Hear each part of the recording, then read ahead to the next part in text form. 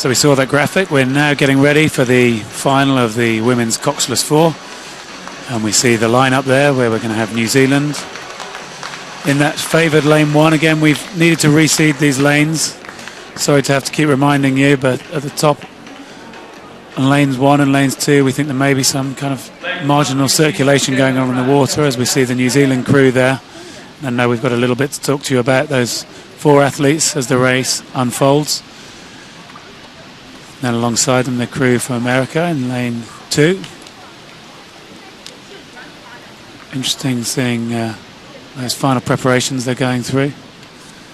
The Chinese crew going very well so far in this regatta in lane number 3.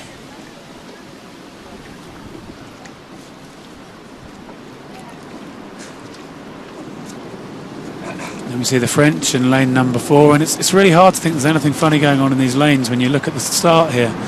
Just looks so calm as the athletes sit here, just moving their legs up and down, keeping the boats comfortable and level.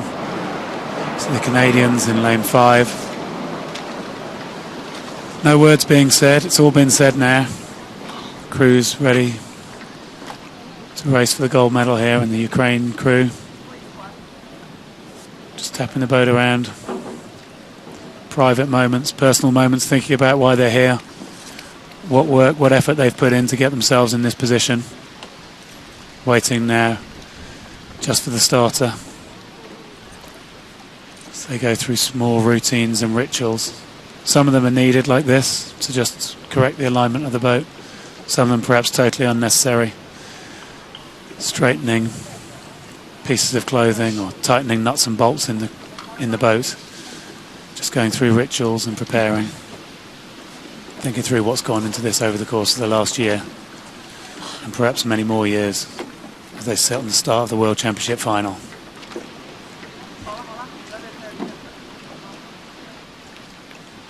Still no call over as the crews wait here. So I never liked it when people came forwards and sat with their oars squared in the water like the Ukraine crew are doing here in the foreground. I'd much prefer to be in the Canadian boat where they've got the blades flat, so the boat's not sitting uncomfortably. We were able to just do what we see here, splashing water on the handle, sitting comfortably, trying to relax in these moments before the race. Zhang Hang there, the Chinese who stroked her 4 to victory in the Aiguebelette World Cup. She also doubled up and came 4th in the women's 8 at that World Cup too, so a lot of experience in racing this year. But I'm really looking forward to seeing the contest between this Kiwi crew, top of your picture in lane 1, and the Americans. And there's Susanna Francia, the Olympic champion American oarswoman. She's rowing in the bow seat of the American crew, just looking down the course to where we are at the finish. That's 2,000 metres away, just to check her bows are straight. And they have had a few alignment problems. Just the umpire, we've just heard that the liner just getting the bow balls absolutely in line, and the start will be given soon. So the way it works, the liner will be looking across the bow balls, lining them up, and then they have to give the signal to the starter when they're happy looking across, and then the starter can then make the call over and operate the start. Lots of moving around here in this Ukraine boat. I don't quite understand that. I think if you sit with your blade square in the water, you know, it's a little bit unstable. Yeah. That's certainly not what we would be recommending to many youngsters out there. Get the blade squared up now. You've heard the call over, you need to be ready. And then get away strongly. Good squeeze start from the Americans, I thought. Ukraine made a good start as well here. And we'd expect that with the experience on board. The American women's 4. Up in the bow seat, as you mentioned, Martin, Susan Francia, the 2-time Olympic gold medalist from the women's 8. Adrienne Martelli in the stroke seat. They look like they're moving nicely together, don't they? Such big, strong women they have in the American team. We've heard these stories of so many girls who get their ergo score down under 550 that they have to choose from. But they've not just got an 8 which is stacked, they've also got very strong girls in this 4. But as the crews go out, it looks pretty level across the field, really, to me. It does, and we're in for a fantastic race, aren't we? And of course, so much has been talked about these 2 New Zealanders in the top of your screen. Kerry Gowler and Grace Prendergast. Well, we're looking at the French stroke woman there, Marie Le Nepveux from the Glouet Plouffangon Club in Brittany. And the little cutaway you can see there shows that the reason we're looking at them is it's the French, coached by Christine Gosse, the bronze medalist in the Atlanta Olympics pairs back in 1996. She works now with the Espoir, the hopefuls, the young French women trying to break through, and this is one of her crews. But it's a great move actually that the Kiwis have made there, and really the second 250 where they've settled into a fantastic pace, as you say. Kerry Gowler in the stroke seat, setting up a really nice rhythm, and the Kiwis just starting to edge out on the rest of the field. Yeah, the stroke and the 3-seed in the Kiwi women's four there, Prendergast and Gowler, the under-23 world champions in the women's pair. They controversially performed very well, winning a medal at the Lucerne World Cup in the women's pair as well, so certainly a bright future for that young combination. And up in the bow seat, Kayla Pratt, who rode with Rebecca Scaum to win a medal in Chengdu at the World Championships last year. So a very, very strong crew there from New Zealand. Interesting, though, is that the USA team just dropping back ever so slightly, so they're now level pegging with the French and the Chinese. They're killing the field. This is an amazing performance from the All Blacks. 1:33 through the 500. They are going to absolutely destroy the world's best time on this pace. And the promise, really, of these two Kiwis in the stern of the boat, really going to be seen next year, I think, when they move into the pair and take on the British duo of Helen Glover and Heather Stanning. For now, they're in the non-Olympic event of this four, which is great to see. Little controversy that they perhaps weren't selected in the pair here to take on the British, but maybe that's a good thing to have them in the four. Well, it's a really interesting selection decision, isn't it? That we were in Lucerne, we saw Gowler and Prendergast beat the existing New Zealand women's pair, but then not get selected to come to these World Championships, because I think they want to give them the experience of winning rather than for them to have an experience potentially of losing to that standout British pair. And I'm sure the British pair will be watching this and thinking there could be a faster crew coming to join our event, as we see all four crews going through the 1,000 metre. So gold medal position, we're riding with the Kiwi crew. You can see their blades. They are killing the world's best time pace. 3:07 through the 1,000 metre mark. That will put them probably about 5 or 6 seconds inside the world's best time if they sustain this pace. But look at how impressive they are. Absolutely coached by Marion Gowler and well, Marion Hallwell, I apologise, she's done a fantastic job with this crew. And the Americans now just starting to move out to a canvas lead over China.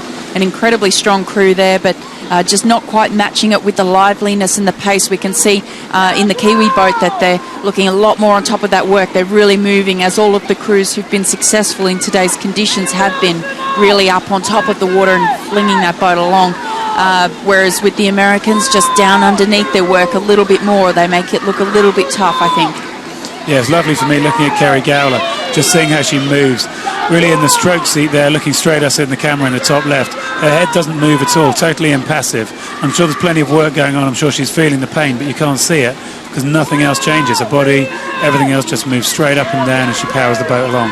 The Americans now, well, they've moved into a dominant second position, got clear water almost on the Chinese, so we're looking China nearest to you as we flick back to the leaders, race New Zealand with 500 metres to go. There's America going through in second place, clear water up on the Chinese. That's the gold, silver and bronze medalists in this women's fours. France just back in fourth position. Fantastic to see them here with a women's four as well as a women's eight. So a great resurgence in women's sweep rowing in France. Great to see that rebuilding phase there, and that's what this event is all about. It is the non-Olympic boat class for women, but so much strength as we've seen in this leading boat and the second place boat at the moment, the United States of America. But the Kiwis looking so dominant. We know that this lane is favoured, but I don't think that it would have changed had they been in any other lane. They really are absolutely crushing this final. Well, they are crushing the final, and they're going to crush the world's best time. It's 6:25 that they're aiming to beat, and I'm sure we're going to see a new world's best, as they are not letting up at all here. Raising the stroke rate, they're at 37, going up to 38 now.